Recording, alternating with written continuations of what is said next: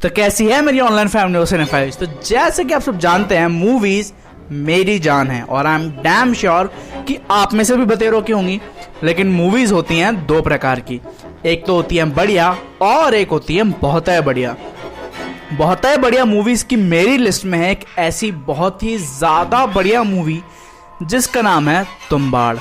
इस चैनल पे ऑलरेडी तुम्बाड़ से रिलेटेड बहुत सारी वीडियोस हैं। तुम्बाड़ की तारीफ करते करते मैं एक्चुअली में कभी नहीं थकता, और अगर सच में मैं तुम्बाड़ की तारीफ करने बैठ गया तो ये वीडियो बहुत ज़्यादा लंबी हो जाएगी। लेकिन आज की ये वीडियो तुम्बाड़ की तारीफ के बारे में नहीं है।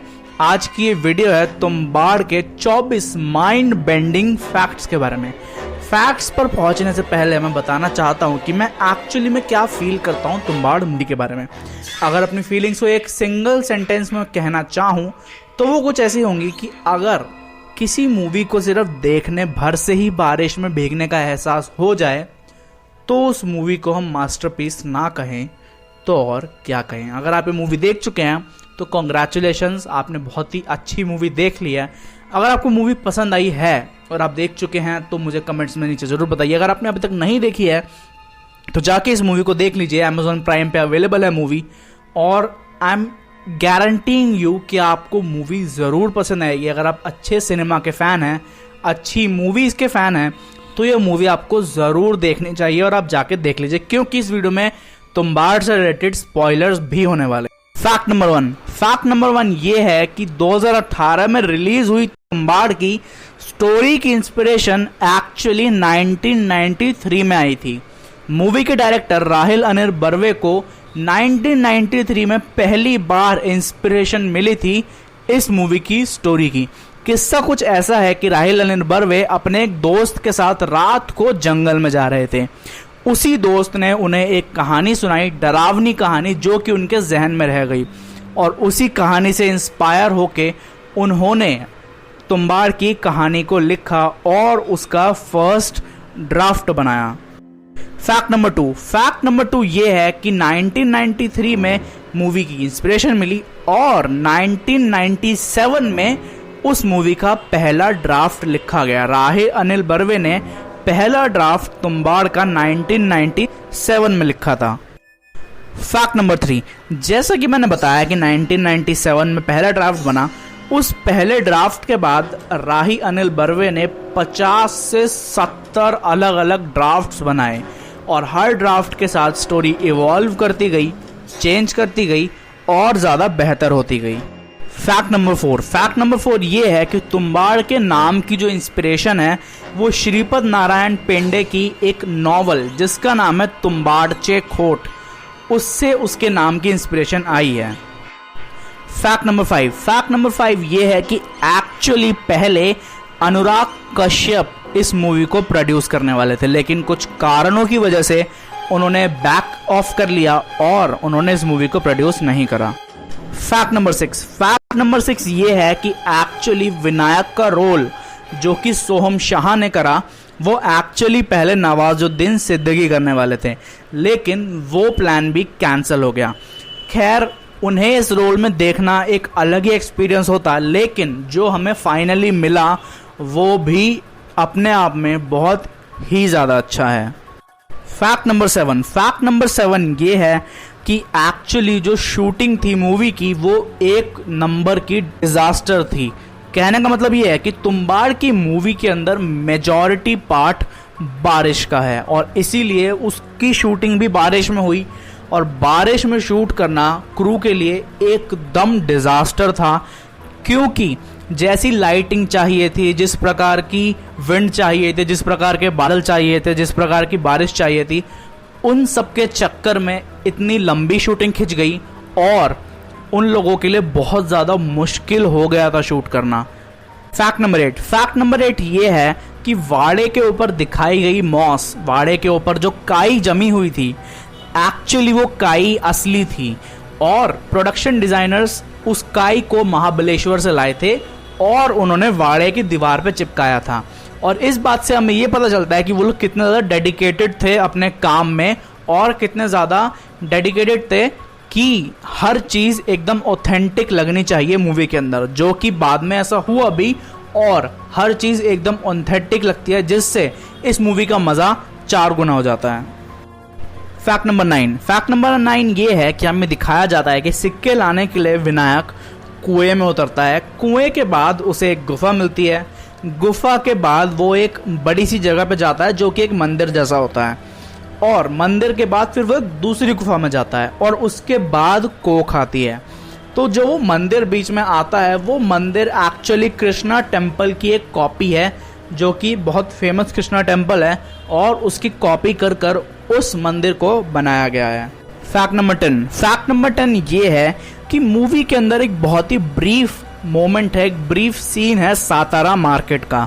सातारा मार्केट का जो सेट है वो सबसे ज़्यादा महंगा सेट पड़ा था उन लोगों को, क्योंकि सातारा मार्केट का जो सेट है वो बहुत ज़्यादा डिटेल्ड है, और उस सेट पे ढेर सारी मेहनत भी लगी थी।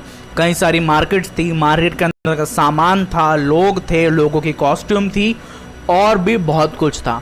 उस सेट में बहुत ज़्यादा खर्चा हुआ, बहुत ज़्यादा मेहनत लगी, लेकिन मूवी के अंदर उस सेट का, उस सातारा मार्केट के सीन का ज़्यादा यूज़ नहीं हो पा रहा था। वो अच्छी नहीं लगी डायरेक्टर को और एडिटर को, इसीलिए उसे काट दिया गया। लेकिन एक्चुअली वो सेट बहुत ही ब्यूटीफुल, बहुत ही ऑथेंटिक सेट था। फैक्ट नंबर 11 ये है कि हमें मूवी में दिखाया जाता है एक ऐसा सीन जिसके अंदर सोहम शाह का कैरेक्टर विनायक भांग पी के नशे में होता है, रो रहा होता है, गिर रहा पड़ रहा होता है, और वो सीन बहुत ज़्यादा ऑथेंटिक, बहुत ज़्यादा रियल और बहुत ज़्यादा कन्विंसिंग लगता है विनायक की, यानी कि सोहम शाह की एक्टिंग की वजह से।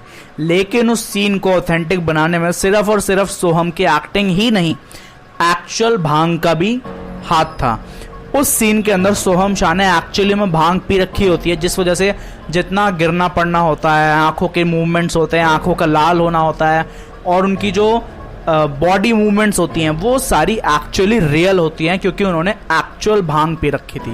फैक्ट नंबर 12, हमने बहुत बार सुना है कि हॉरर मूवीज के सेट पे हादसे होते रहते हैं, और ये चीज़ एक क्लीशे है, या फिर कह सकते हैं एक कर्स है, एक रस्म है कि हमेशा जब भी कोई हॉरर मूवी बन रही होती है उसके सेट पे हादसे या कोई ना कोई भूतिया हरकत ज़रूर होती है। और तुम्बाड़ कैसे पीछे रहती, जैसे कि तुम्बाड़ का जो हमें दिखाया जाता है वाड़ा एक एक्चुअल लोकेशन है महाराष्ट्र में। वहाँ पर जब ये शूटिंग चल रही थी तो क्रू रात को खाना रख दिया करता था वाड़े के बाहर, जो कि वहाँ की एक रस्म वगैरह थी। जो मूवी के डायरेक्टर थे और आनंद गांधी और सोहम शाह थे, वो इस चीज़ का मजाक उड़ाया करते थे। लेकिन एक रात को अचानक से लाइट चली गई, वो भी बिना किसी रीज़न के, बिना किसी कारण के, और उन्हें कभी नहीं पता चला कि वो लाइट क्यों चली गई, और वो रात को शूट कर रहे थे और सबके सब बहुत ज़्यादा डर गए। और अगले दिन से वो खुद इन चीज़ों में मानने लगे, और उन्होंने खुद क्रू को कहा खाना रखने को। ये थोड़ा सा फनी भी है, स्पूकी भी है, और बहुत ही मज़ेदार फैक्ट है।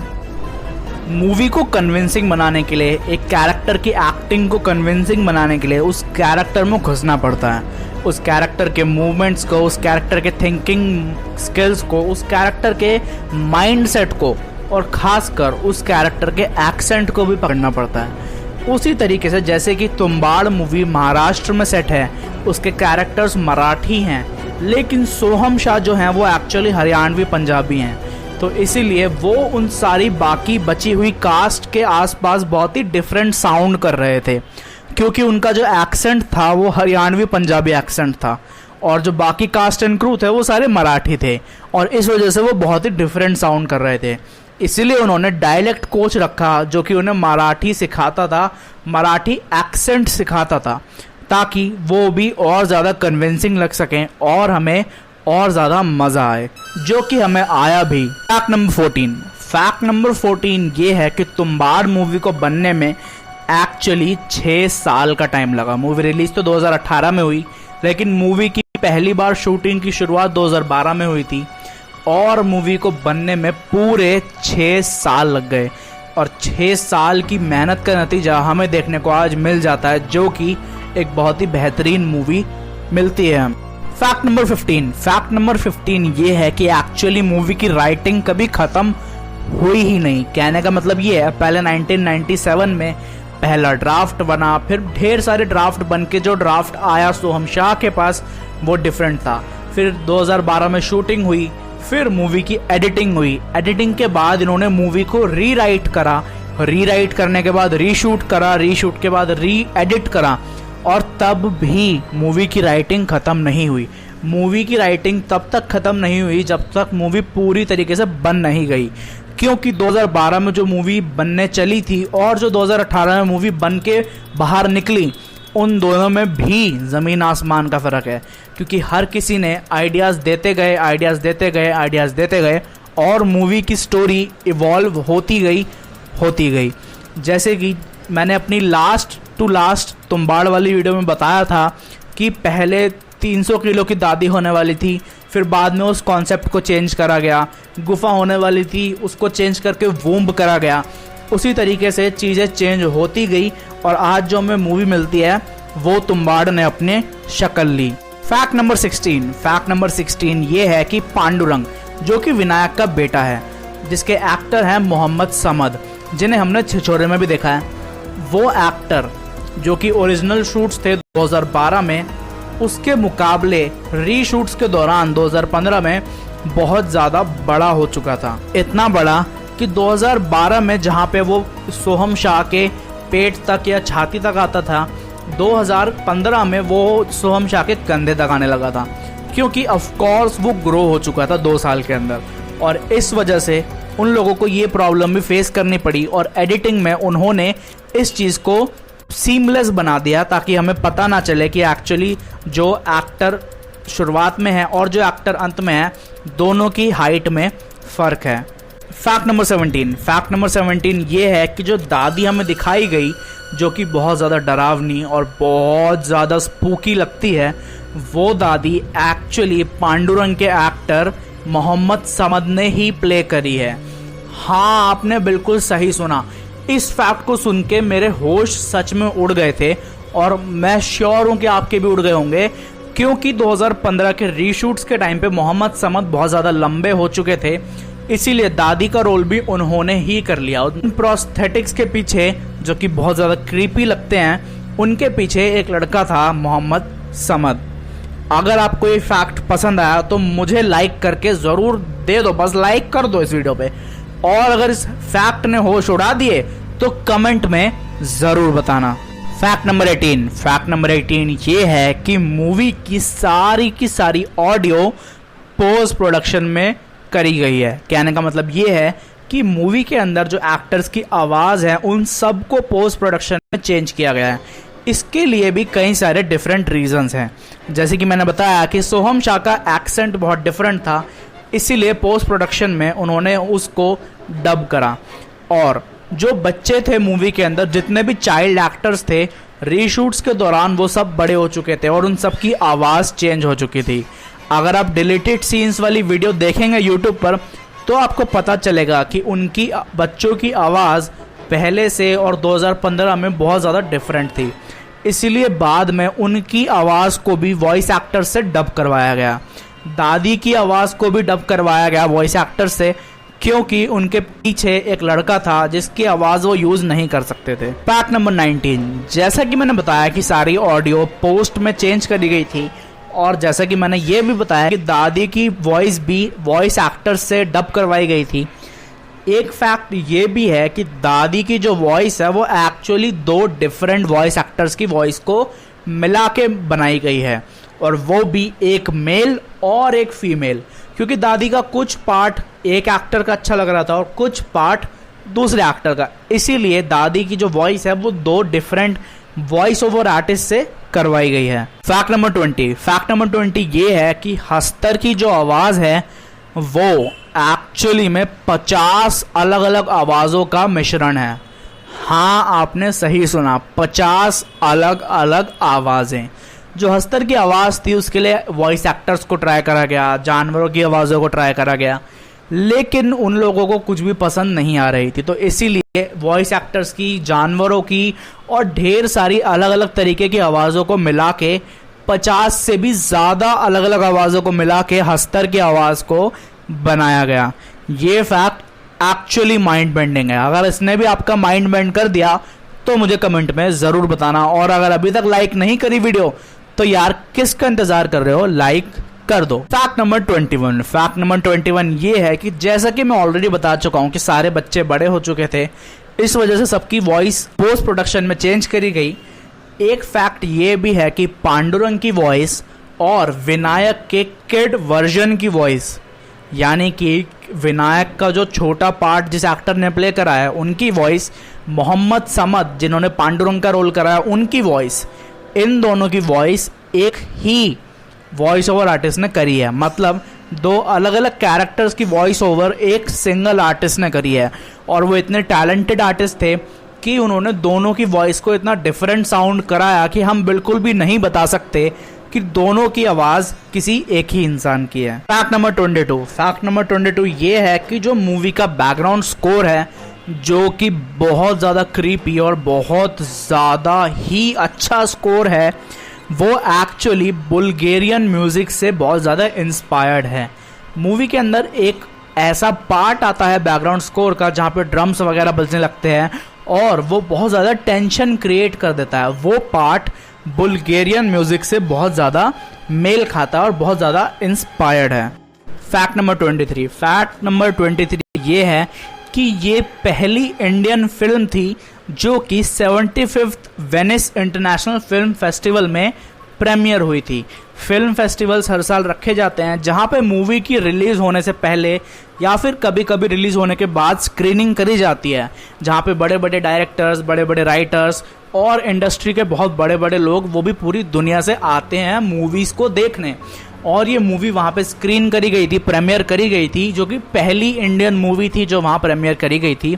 और वहाँ पर इसे लोगों का बहुत सारा प्यार, बहुत सारा सपोर्ट और बहुत सारे पॉजिटिव रिव्यूज़ मिले थे। फैक्ट नंबर 24, फैक्ट नंबर 24 ये है, जैसा कि मैंने बताया मूवी पहली इंडियन मूवी थी 75th Venice international film festival में प्रीमियर होने वाली।